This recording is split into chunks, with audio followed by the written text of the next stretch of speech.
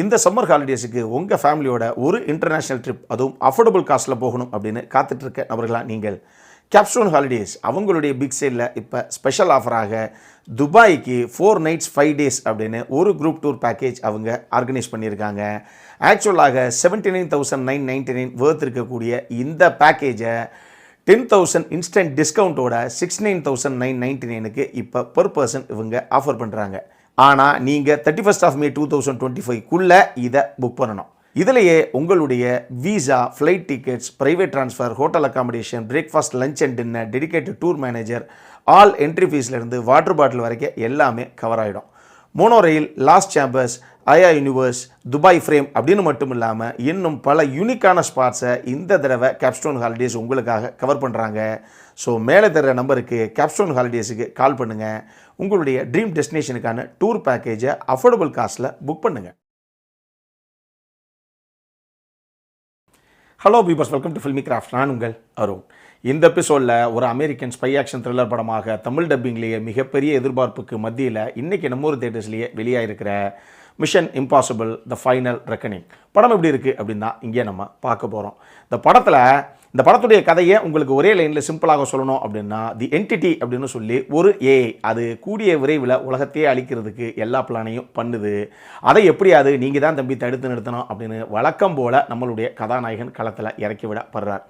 அவர் கடைசியாக எடுத்த காரியத்தை வெற்றிகரமாக முடிச்சாரா இல்லையா அப்படிங்கிறது தான் இந்த படத்துடைய மொத்த கதையே. இந்த விமர்சனத்தை பொறுத்தளவுக்கு மைல்டு ஸ்பாய்லர்ஸ் அஹெட். இந்த படம் 2023 வெளியான mission impossible dead reckoning part 1 படத்துடைய டைரக்ட் சீக்வல் தான். அதுவும் இந்த பார்ட்டு 8வதாகவும் கடைசி பாகமாகவும் இந்த எம்ஐ ஃபிலிம் ஃப்ரான்ச்சைஸில் வெளியாகிருக்கு. அதனாலேயே இதுக்கு மிகப்பெரிய எதிர்பார்ப்பு இருந்தது அந்த எம்ஐ ஃபேன்ஸுக்கு மத்தியில். இந்த படம் கிட்டத்தட்ட 2 மணி நேரம் 49 நிமிஷம் ஓடுது. எம்ஐ ஃபிலிம் ஃப்ரான்ச்சைஸிலேயே அதிக டியூரேஷன் ஓடக்கூடிய படம் இதுதானமா. இது ஒரு மேட்ரு. இந்த படத்தை பொறுத்தளவுக்கு இது கடைசி பாகம் அப்படிங்கிறனால எந்த மாதிரி இதை கன்க்ளூட் பண்ண போகிறாங்க, எந்த மாதிரி ஒரு எமோஷனல் மொமெண்ட்ஸை வந்து ஆடியன்ஸுக்கும் ஃபேன்ஸுக்கும் இவங்க கொடுக்க போகிறாங்க அப்படிங்கிற ஒரு மிகப்பெரிய எதிர்பார்ப்பு ஒரு பக்கம் இருக்கத்தான் செஞ்சது.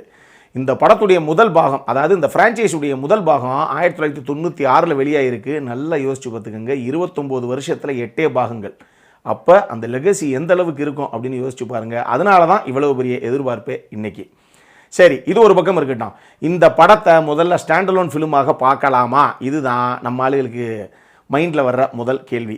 இந்த படத்தை பொறுத்தளவுக்கு கண்டிப்பாக பார்க்க முடியாது. அதுக்கு என்ன காரணங்கள்ங்கிறத நான் பின்னாடி சொல்கிறேன். ஆனால் ஒரே ஒரு விஷயம், நீங்கள் 2023 வெளியான அந்த டெட் ரெக்கனிங் படம் இருக்கு இல்லையா, பார்ட் 1, அதை பார்த்தீங்க, மினிமம் அதையாவது பார்த்தீங்க அப்படின்னா தான் இந்த படம் அந்த கதைக்களம் எங்கே முடியுதோ அங்கேருந்து 2 மாதம் கழித்து இதனுடைய கதைக்களம் ஆரம்பிக்கிறதாகத்தான் அந்த கதைக்களம் செட் அவுட் பண்ணப்பட்டிருக்கு. அதனால் உங்களுக்கு அது பார்த்தீங்க அப்படின்னா தான் இதில் என்ன நடக்குது அப்படிங்கிறதே ஓரளவுக்கு இன்னும் பெட்டராக அண்டர்ஸ்டாண்ட் ஆகும் அப்படிங்கிறத நான் தெளிவாக இங்கே சொல்கிறேன். இந்த படத்துடைய மிகப்பெரிய பலமே டாம் க்ரூஸ் தான். இந்த ஃப்ரான்ச்சைஸ் ஆரம்பிக்கும் போது 96 ஆரம்பிக்கும் போது அவருக்கு 33 வயசு, இப்போ அவருக்கு 63 வயசு. ஆனால் இந்த மனுஷங்கிட்ட சார் வாட் அ மேன், யார் இவரு அப்படிங்கிற மாதிரி இனியா 29-30 வருஷமா அந்த அளவுக்கு ஃபிசிக்கை மெயின்டைன் பண்ணி, அப்போ மெயின்டைன் பண்ணலாம்ப்பா, 63 வயசில் இப்போயும் 6 பேக் வச்ச அளவுக்கு அந்த ஃபிசிக்கை அந்த அளவுக்கு மெயின்டைன் பண்ணி அவ்வளவு எஃபர்ட் போட்டு இன்னும் ரியலாக ஆக்ஷன் சீக்வன்ஸ் எல்லாத்தையும் அதகலம் பண்ணி சும்மா அதிரி புதிரி சம்பவம் பண்ணியிருக்காப்புல. இந்த படம் உட்பட எப்படி மனுஷனால் முடியுது அப்படிங்கிறது தான் நமக்கு தெரியல. அந்த அளவுக்கு அவுட் ஆஃப் ஸ்கின் ஒரு எஃபர்ட்டுன்னு நான் சொல்லுவேன். செம்மையாக பண்ணியிருக்காரு டாம் க்ரூஸ். அவர் போக விங் ரேம்ஸையும் நிச்சயம் நீங்கள் குறிப்பிட்டே ஆகணும். ஏன்னா டாம் க்ரூஸை தவிர விங் ரேம்ஸ் மட்டும்தான் இந்த ஃபிலிம் ஃப்ரான்ச்சைஸில் வெளியான 8 படங்கள்லையுமே உள்ளே வந்த ஒரே ஆர்டிஸ்ட்டு. ஸோ இவங்க 2 பேரும் எல்லா பாகத்துலையும் நீங்கள் பார்க்க முடியும். மீதி ஆர்டிஸ்ட்லாம் அங்கங்கே வந்துட்டு அங்கங்கே ஒரு பாட்டில் காணாமல் போடுவாங்க. ஸோ இந்த 2 பேருமே இவங்க என்ன எடுத்துக்கிட்டாங்களோ அதை நீட்டாகவே கொண்டு வந்திருக்காங்க.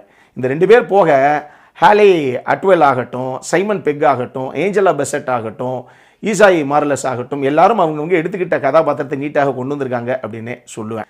இந்த படத்துடைய ஃபர்ஸ்ட் ஹாஃபில் ஆரம்பித்த உடனே முதல்ல இந்த ஃப்ரான்ச்சைஸ் எங்கேருந்து ஆரம்பிச்சது, சின்ன பையனாக இருப்பாப்பில் அந்த சீன்லலாம் ஒரு சின்ன ரீகேப் ஒன்று கொடுப்பாங்க.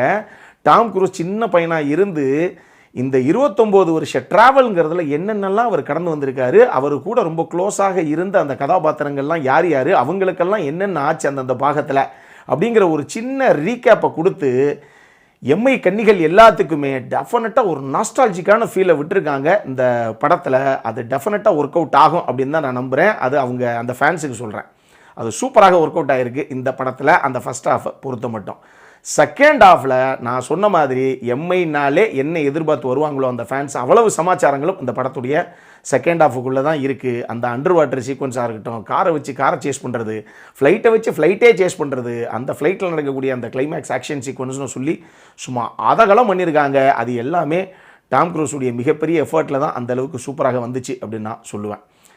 இதில் ஒரு பக்கம் வந்து டாம் க்ரூஸ் எஃபர்ட் போட்டாரு இருக்கட்டும், பட் டெக்னிக்கல் சைட்லேயும் அதை சூப்பராக புல் ஆஃப் பண்ணியிருக்காங்க. சினிமோடோகிராஃபி, மியூசிக்கு, எடிட்டிங்கு, படத்துடைய ஆக்ஷன் கோரியோகிராஃபருடைய ஒர்க் ஆகட்டும், டிஐ டீமுடைய ஒர்க் ஆகட்டும், production design, sound designing, VFX, எஸ்எஃப்எக்ஸ்னு சொல்லி ஒரு டீமும் அவங்க சைட்லேருந்து எந்த அளவுக்கு மேக்ஸிமம் அவுட்புட்டை கொடுக்க முடியுமோ கொடுத்துருக்காங்க இந்த படத்துடைய செகண்ட் ஹாஃபை அந்தளவுக்கு சூப்பராக கொண்டு வர்றதுக்கு. இது எல்லாமே ஒரு பக்கம் இருக்கட்டும். அப்போ அந்த படத்தில் சொல்கிற பார்த்தா அட்டேங்கப்பா வேறு லெவலில் இருக்கும் போலையே அப்படிங்கிறீங்களா? உண்மையாக இந்த படம் நல்லா தான் இருந்தது. ஆனால் ஃபஸ்ட் ஹாஃபில் எங்கள் படம் ஆரம்பித்து ஒரு 10-15 நிமிஷத்துக்குள்ளேயே கதாநாயகன் இதைத்தான் பண்ண போகிறார் இந்த பாட்டில் அப்படிங்கிறது தெளிவாக நமக்கு சொல்லிட்டாங்க. அவரும் களத்தில் இறங்குறேன் அப்படிங்கிற ரேஞ்சுக்கு இறங்கிட்டார்.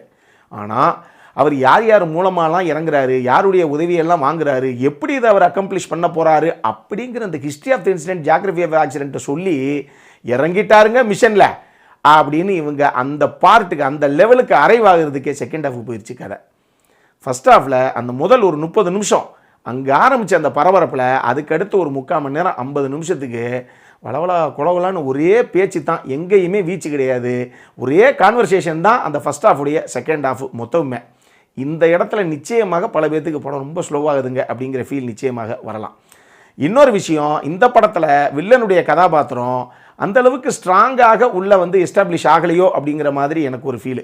அவர் தாங்க வில்லன், அவர் தான் ஹீரோ வந்து கடைசியாக எதிர்த்து நிற்க போகிறாரு, அவர் எதிர்த்து தான் ஜெயிக்க போகிறாரு அப்படிங்கிற மாதிரி ஒரு சில விஷயங்களாக பேருக்கு சித்தரிக்கப்பட்டிருந்தா கூட அந்தளவுக்கு எஃபெக்டிவாக இந்த படத்தில் அந்த கதாபாத்திரம் போர்ட்ரே பண்ணப்படலையோ அப்படிங்கிற மாதிரி எனக்கு ஒரு ஃபீலு வந்தது.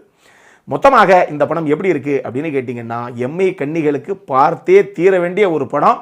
இந்த படம் தான் அவங்களுக்கு அந்த ஃப்ரான்ச்சைஸிக்கு எண்டு கார்டு போடுறாங்க அப்படிங்கிறனால டாம் க்ரூஸே கண் கலங்க வச்சு ஒரு சில எமோஷனல் மூமெண்ட்ஸை கிளைமேக்ஸில் க்ரியேட் பண்ணியிருக்காங்க. அது சூப்பராகவே இருக்குது. டெஃபினட்டாக அவங்க மிகப்பெரிய அளவில் அந்த படத்தில் ஃபஸ்ட் ஹாஃபில் வரக்கூடிய அந்த நாஸ்டாலஜிக் மூமெண்ட்ஸையும் சரி, இந்த கிளைமேக்ஸில் வரக்கூடிய அந்த ஆக்ஷன் பிளாக்ஸு, அதை தொடர்ந்து வர அந்த எமோஷனல் சீக்வன்ஸ், இது எல்லாத்தையும் டெஃபினட்டாக அவங்க ரொம்பவே விரும்புவாங்க. அவங்களுக்கு இது ஒரு மஸ்ட் வாட்ச் படம். நிச்சயமாக அவங்களை சாட்டிஸ்ஃபை பண்ணக்கூடிய ஒரு படம் தான் இது.